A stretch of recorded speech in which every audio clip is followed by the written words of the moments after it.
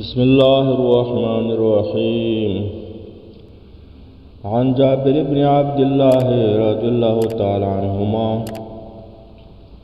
قال: ذكر رجل عند النبي صلى الله عليه وسلم بعبادة واجتهاد، وذكر آخر برعاة، فقال النبي صلى الله عليه وسلم: لا يعدل بالرعاة شيء.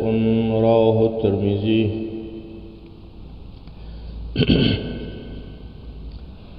په اسلام کې د دې ډېر اهمیت دی او د دې ډېر ضرورت دی چې انسان یو مسلمان د حرامو نه ځان وساتي. سود اخستلو نه، شراب څښلو نه، زنا کولو، قتل کولو، غلا کولو، کاروبار کې د دروغو قسمونو او د دروغو خبرونه او د دوکې کولو او د یو مسلمان د غیبت کولو نه ځان ساتل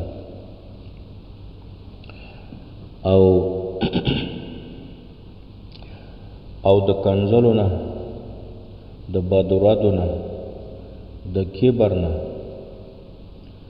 د غرور نه، د انسانانو د توهینولو نه، د تحقیرولو نه، د وژلو نه. د دغه نه مسلمان ځان دغه ډېر اهمیت دی. اگر چې په اسلام کې د عبادت هم اهمیت شته، مونځ، حج، زکات، روژه، نفلونه، تهجد، ذکر، تلاوت، صدقات، د دې هم اهمیت شته، ثواب او اجر شته.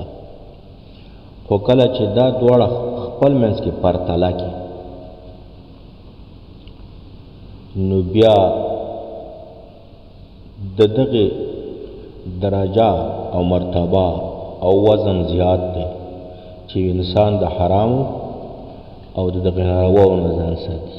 د دې درجه او مرتبه زیاته ده، ځکه د انسان طاعت په دې کې معلومیږي چې د امیر د حکم خلاف وکړي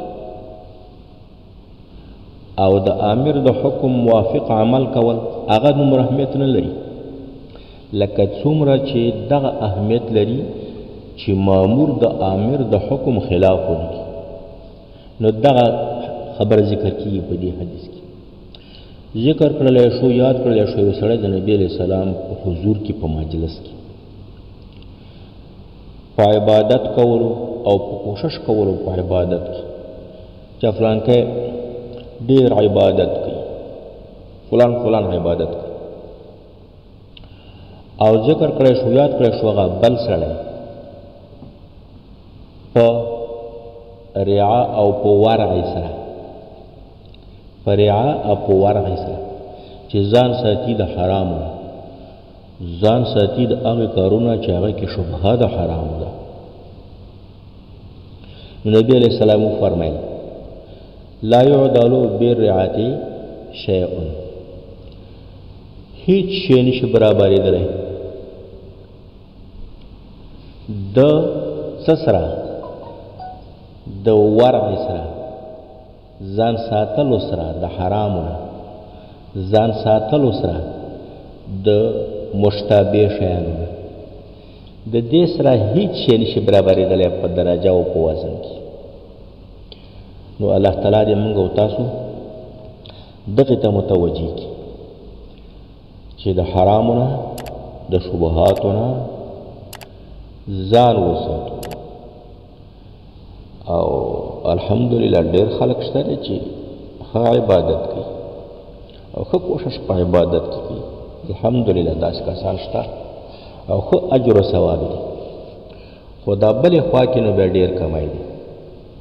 نو نبی علیہ السلام په دې بلې خوا باندې هغه اچي زوره اچي او وایي چې تاسو کوشش دا وکړئ چې په ځان کې ورع راولئ، کوشش دا وکړئ چې د حرامو نه ځان وساتئ، کوشش دا وکړئ چې د هغې شیانو نه ځان وساتئ چې هغه کې شبهه د حرام وي. السلام علیکم ورحمة الله وبرکاته.